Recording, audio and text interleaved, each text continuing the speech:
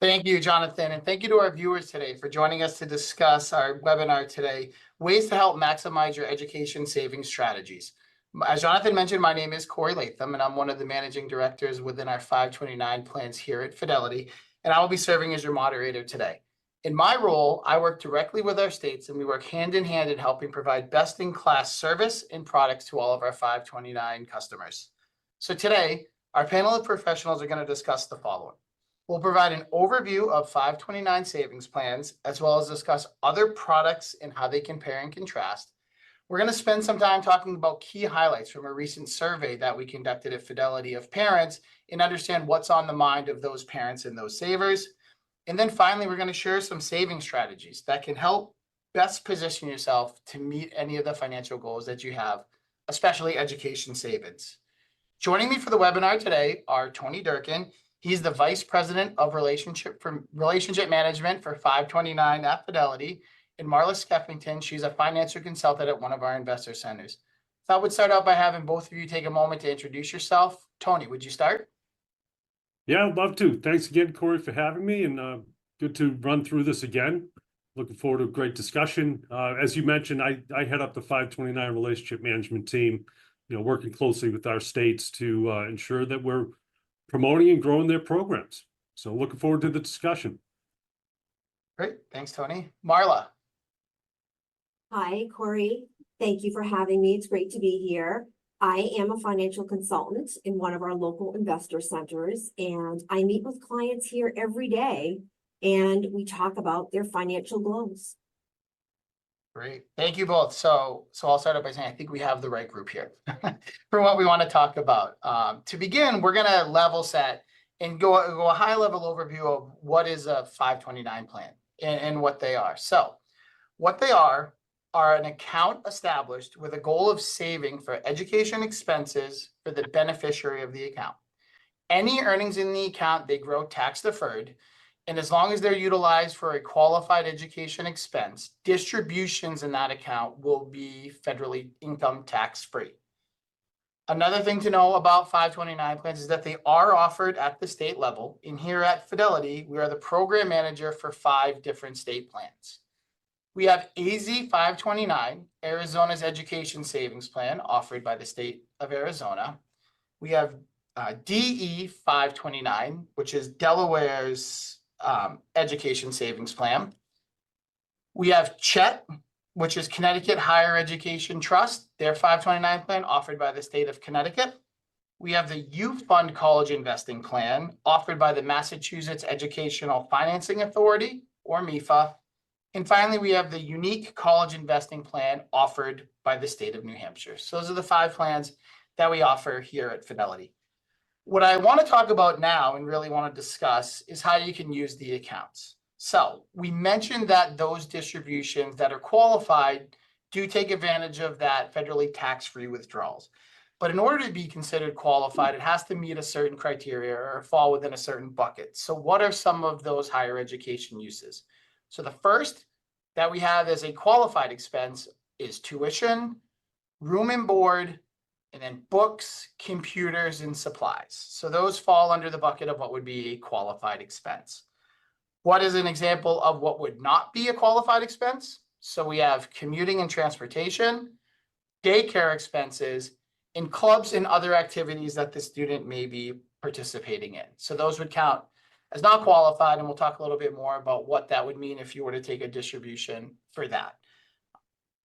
There's also additional usage for a 529 beyond those higher educations. You'll see a list that we have right over here. So the first is K through 12 expenses. So you can use that for tuition for K through 12. That's up to $10,000 per year. You can do a student loan repayment. That's up to $10,000, but that's for the beneficiary's lifetime. So not that per year, just that's for the overall lifetime of the beneficiary. There's more flexibility now where you're able to utilize it for trade schools and apprenticeship programs. That's one of the more recent updates that we've seen within these types of accounts, but it makes it broader, the places that you can use it for, just beyond the simple uses of the account. And then there's also what we're going to talk about is that you're actually able to transfer a certain amount of money each year into a Roth IRA for the beneficiary for the lifetime of $35,000. That's brand new. We're going to spend a little bit more time digging into how that all operates because there's a little bit of complexity to understanding how that all works. So what I also finally want to talk about is discussing the tax ramifications of how these distributions work, because that's really important to understand. So we mentioned that if you use it for that qualified expense, the distributions on any of the earnings gained are going to be federally income tax free. So that means you would owe no money on any of the growth that you experienced within that plan. And that's one of the key advantages of having a 529 plan. But if you do take a non-qualified distribution and use those funds for an ineligible expense, there are tax and penalty consequences that may come into play. The earnings portion of the account may be subject to a 10% federal income tax penalty, as well as any income taxes that may be due on those earnings as well. That's 529 in a nutshell. We wanted to spend a little bit more time talking about some other aspects of it. And Tony, I want to turn it over to you because a common question we get often when it comes to somebody looking to establish an account is, what happens if the beneficiary isn't going to use it? What happens if they're going to not go to college? What happens if everything works out great and they get a lot of college scholarships or they go to the military or a lot of options such as that? So I was hoping you'd be able to talk with us. What are some of those options available to folks if that beneficiary doesn't happen to use them for college? Yeah, happy to help here, Corey. If you've highlighted here on the page, one of the major or main options that most people take advantage of is the ability to change the beneficiary to another family member. So this can be done with no penalty. We see it done quite often with families that have multiple children in the household. There's also the ability for, and this is probably less well known, there's also the ability for a parent to set up the account even before the child is born. They can simply name themselves as the beneficiary, and when the child is born and they get the Social Security number, they can change the beneficiary to the child. So some great flexibility there. One lesser known features about when the money's not used, and you put it here on this slide as well, is those that get a scholarship, if they're fortunate enough to get a scholarship, and those that attend the military academies. So in those two cases, the individual, you could take the money out of the account free of the 10% penalty tax on the federal level. The earnings in the account would still be subject to the taxes, income taxes on the earnings. So some flexibility there that isn't very well known, but certainly can be taken advantage of. And as you mentioned, Corey, most recently we've had legislation pass, which was Secure 2.0 to be exact, which put through the ability to take unused 529 funds and have the ability to transfer those funds over to a Roth IRA in the name of the beneficiary. There are some, as you mentioned, Corey, some stipulations there and some eligibility requirements that need to be met. For example, the account would have to have been in the name of the beneficiary for 15 years. The amount that's transferred is subject to the annual Roth IRA limits. And the money that does transfer over would have to have been from 5 years prior to the date of the transfer. In aggregate, you can transfer up to $35,000. So again, some great flexibility coming through legislation. And Corey, I like monitoring what's going on down in DC. This was a great benefit that came out of Secure 2.0, providing greater flexibility of $529. Yeah, absolutely. I know it's a very common question that we get asked about. So I appreciate you taking some time to explain that to the viewers that we have here today. But Tony, I also wanted to talk to you. I know that in your role, you spend a lot of time talking to employers, and what they're constantly looking at is what can they offer for their employees, and especially education savings is becoming a hot topic. It's becoming a lot more upfront in the minds of employees as they're looking at benefits for those employees. Could you share a little bit about what you're hearing from those employers and what you're hearing in that space? Yeah, having a lot of discussions with our plan sponsors. You know, what's happening is they're having a lot of looks at their benefit offering, and one of the benefit features that a lot of employers are adopting is the student loan repayment option. As they think about and look at that option, they know they've got people coming into the workforce that are saddled with student debt. So they want to help their employees. It's a good retention tool. It's a good attraction tool to get employees in. So from that's addressing the back end. That's addressing the student loan crisis that we keep hearing about. They're also then asking the question, well, how can we help our employees save and in 529 accounts to help mitigate that student loan discussion? So a lot of employers are looking at ways that they can make it easier for their employees to get into 529 through payroll deduction, you know, an integration with, you know, their retirement plan as well as, you know, the 529 plan. So it all sits, you know, on one website, and that employee parent, you know, can manage the retirement account as well as the 529 account. So some great discussions with our plan sponsors, and that's gaining a lot of traction for sure.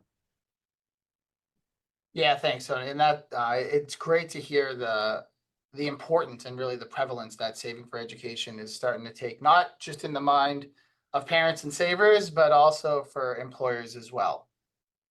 What I did want to talk about, we spent a lot of time talking about 529s, right? But that's not the only investment account that exists out there for education advantages, but also that you can use to save for a beneficiary that is under the age of 18. So Marla, I know that you're talking with clients all the time about the different types of accounts that make sense for them and how they're able to help utilize them to make their best financial goals and those decisions come true. So I was hoping, could you just share with us, talk a little bit about the differences between these accounts?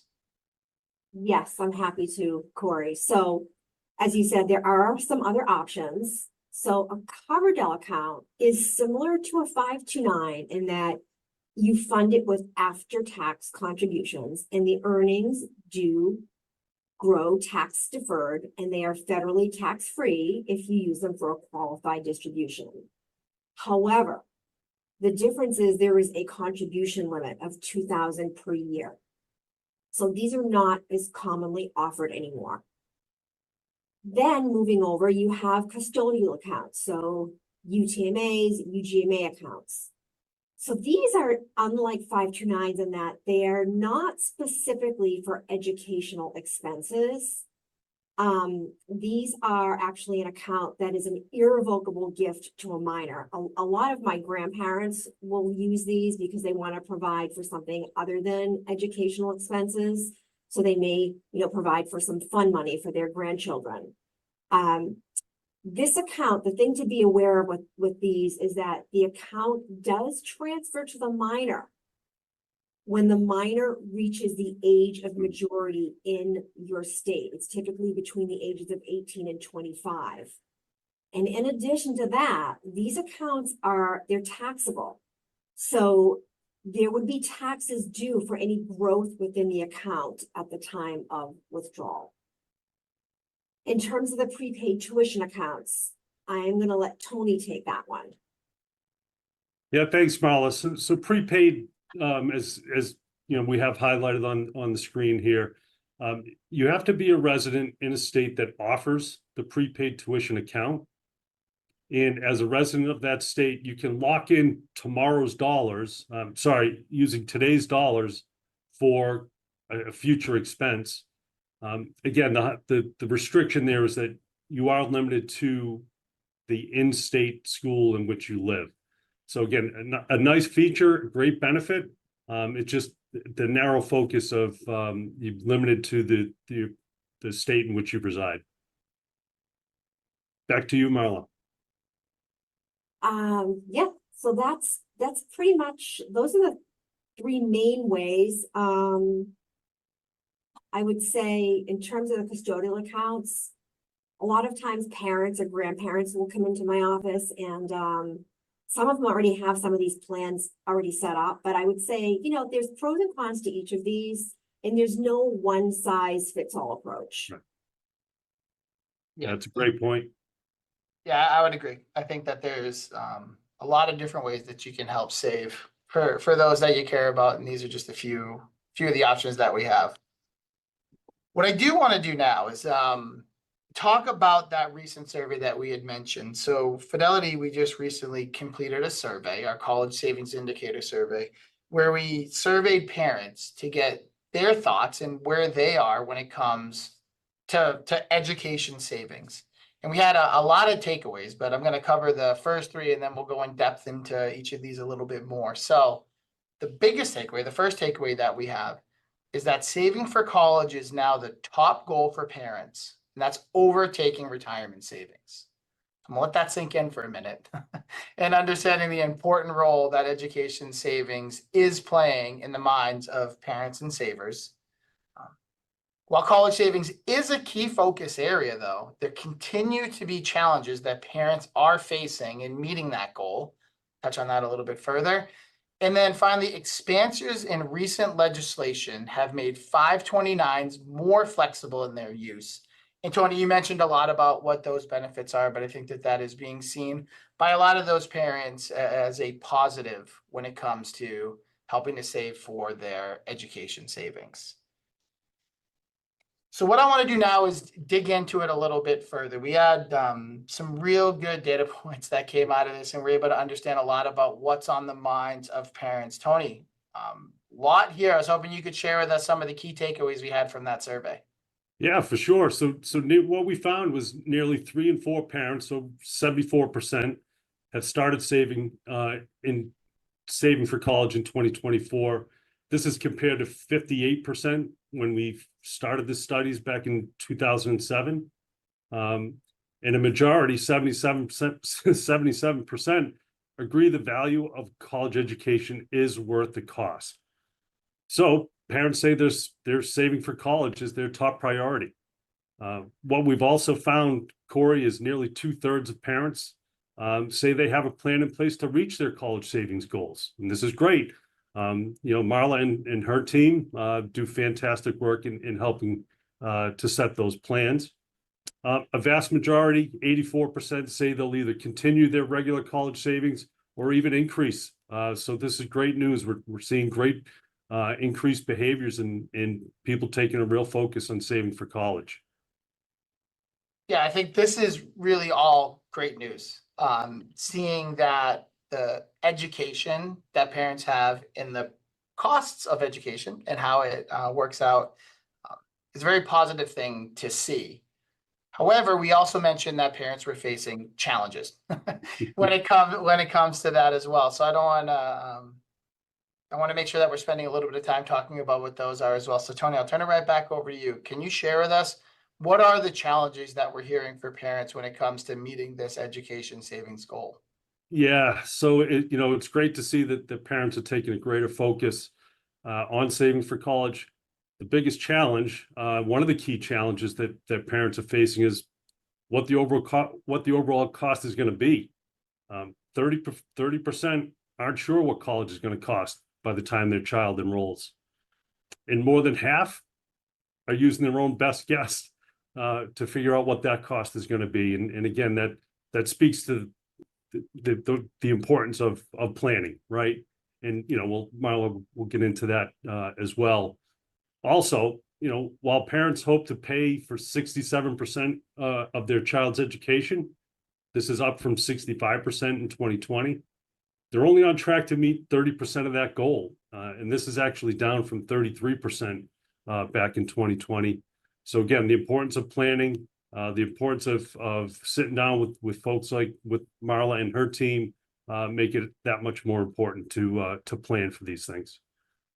So when it comes to those kids when parents have college-age children, 2/3 believe their children understand how much their total cost of education will be, and the total potential amount of student debt they may incur when they graduate. Yet 26% have not discussed the total cost of college with their child, and 35% have not discussed the amount of student debt that child may face after graduation, which really should, that conversation really should happen. I think we're all familiar with the story of the student debt crisis. It's in the news quite a bit, and a lot more frequent than we'd probably like, so. I totally agree with that, Tony. I also think it's important that you can point out here is that there's a lot of tools and resources available to parents out there or the children as well to help understand what some of these numbers are. So I know like on fidelity.com, we have college savings calculators that can take into account what the price of college could be. There's a lot of reports that go out every year that discuss that. So spending time and understanding the landscape is an incredibly important part because you don't really want to have your own best guess. Because if your own best guess is significantly below what you went for, you might not be saving enough. Or I guess on the flip side, if your significant guess was way higher, then I guess it could be, maybe you'd be thinking about it a little bit differently when you saw what the sticker price of college is. I also want to spend a little bit, I also want to spend a little bit of time talking about some of the other concerns that parents have beyond what they can control. Simply what's out there in the marketplace, what's out there in the world that is impacting their not only ability to save, but the mindset they have when they're choosing to build plans to be able to save. So Tony, turn it over to you one last time, if you can kind of share what some of those concerns are. Yeah, I think we're all familiar with the inflation challenge, generally speaking, running very hot lately, and that also extends into the rising cost of college. And I think, this has been going on for decades at this point. And, 93% of parents are most concerned about inflation and the rising cost of college. And, that leads to them taking their own best guess at what that cost is going to be, just because it seems like it's a moving target. There's also the student debt crisis, the questions around, free tuition, and how that plays out in the years to come. But I would say that inflation, more than a quarter of parents consider inflation the most significant barrier in their ability to save for educational costs. It's out there. And I know questions around that are very common in all aspects of savings, but specifically when it comes to education savings. And when you look at that 93%, the biggest concern is the rising cost. That really just goes back to the point we mentioned about really educating yourself on what that's going to be and doing the research and making sure that you understand that what the cost will be when you're making that decision of what's going to be the right college path for you. Yeah, and Corey, I think you made a great point. Like the tools, there's great information out there. There are great tools that can help with that education as well. So good point. And Tony, I know we had mentioned earlier that about 2/3 of parents, 64%, have a plan in place to meet their needs. I guess I have to look at the flip side of that as well, as that's telling me that more than a third, about 36% of parents don't. And that's a pretty high number as we understand the importance of goal planning when it comes to, again, putting yourself in the best possible position to meet the multiple goals that you have as a saver. Fortunate enough, we have Marla on the call today. And Marla, I know this is what you do all day, every day. You're meeting with clients, you're talking to them about the importance of planning and saving and how they're able to do that and meet multiple goals. I'd love to turn it over to you and have you just share with us, what are you hearing from clients? And what are some of those best practices you could share with our audience today to help, again, put themselves in that best financial position possible? Yes, I would love to. So I work in an investor center locally, and I talk with clients every day about their financial goals. And many of our clients are saving for multiple goals, and retirement is a goal for most, if not all of our clients. And for clients with children, they also often have an educational goal. Sometimes grandparents in retirement also have a goal to help defray education costs. Even aunts, uncles, really any loved one who wants to help. The first step in financial planning is to identify goals and prioritize them. You must prioritize them. When parents are saving for retirement and saving for college, it can be daunting. Our home, our education, and our retirement are the biggest investments that most Americans will make. And while paying for the full amount of college is daunting, you have additional ways to pay for it that aren't available for other savings goals, which can include loans and scholarships. Tony mentioned that 93% of parents are concerned about inflation. I hear that very often too.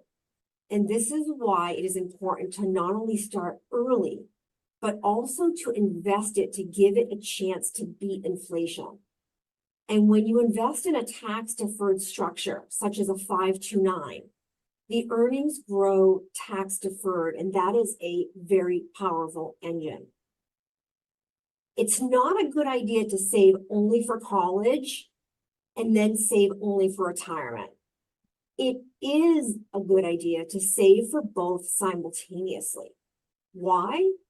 Because the earlier you can implement a savings and investment program for a goal, you could be taking advantage of the power of compounding. And the longer you invest, the more potential for compounded growth. And this is a very, very powerful savings engine, especially when that growth is in a 529, it's tax deferred. So this means that clients and I will discuss what level of savings for each goal is attainable. And I encourage them to communicate with their loved ones who also may want to help. So how much do they want to fund their child's education? Do they want to fully fund it? Do they want to partially fund it? There may be retired grandparents, again, aunts, uncles, who also have that goal of helping to defray those education costs. So everyone is different, and it's a highly personalized discussion. Thanks, Marla. I appreciate all that you shared there. And there's one thing that you were talking about that made me think about the survey and what we were hearing from parents out there. And that's really the importance of having the discussion and having everyone be a part of it so that everybody understands what's needed and what the end goal is. I know that's important with you when you're in your role as a financial consultant, having that conversation with all key stakeholders. Can you share a little bit about why that's important and the successes you see when, as you said earlier, everybody's a part of that conversation? Yeah, so, home, like I said, home, education, and retirement, they are the biggest investments that we're going to make. And they're family decisions. It is very important to have all the decision makers at the table so that everyone understands the plan, everyone is committed to the plan, has bought into it, and that everyone's marching toward that same goal. Yeah, it's great feedback. And I also wanted to touch on another thing that's near and dear to my heart is having as many people who want to help contribute to the education savings for a beneficiary. So I personally have 3 boys who I'm saving for their education, and anytime a family member on a holiday or a birthday wants to help contribute to that plan, it is always a welcome sight for me. And that's where, you want to take advantage of certain things that we have, such as our gifting tool, which anybody that has a 529 account at Fidelity, you can go right on fidelity.com. You set up your own gifting page. It'll give you a link that you can send out to friends and families. And what they're able to do is they're able to directly contribute into the 529 plan for that beneficiary. So I like to talk about it for holidays and special occasions, but if there's other instances where somebody wants to help contribute, you definitely want to take advantage of that. But that's a nice way to help build up that 529 as you're looking forward to having to eventually utilize it, as some of us on this call have done, where they're already past the accumulation phase and have already taken advantage of it. I know, Tony, you have with your children both recently graduating from college. So is that why you keep sending me the gifting link? I'm still just, I'm saying, it's good to know that the email is getting through. So I'm glad to see that you've seen that. Perfect. So So thank you both. I know that we're getting ready to come to a close today. And what I wanted to be able to do is just get some closing thoughts from the panel on the importance of education savings and all that we discussed today. So Marla, I'm going to turn it right back over to you. Could you just share with us some final thoughts? Yeah, so remember, you can save for multiple goals, such as saving for college and saving for retirement. It's important to prioritize, always prioritize your savings goals because it'll help keep you focused. And it will give you the best chance of success in achieving those goals. The best way to do this, start early.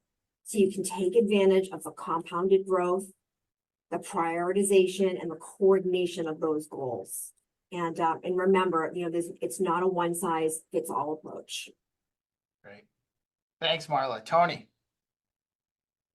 Yeah, Corey, so you know, as I mentioned, where my heart lies, and I like all things Washington, DC and all that's going on there.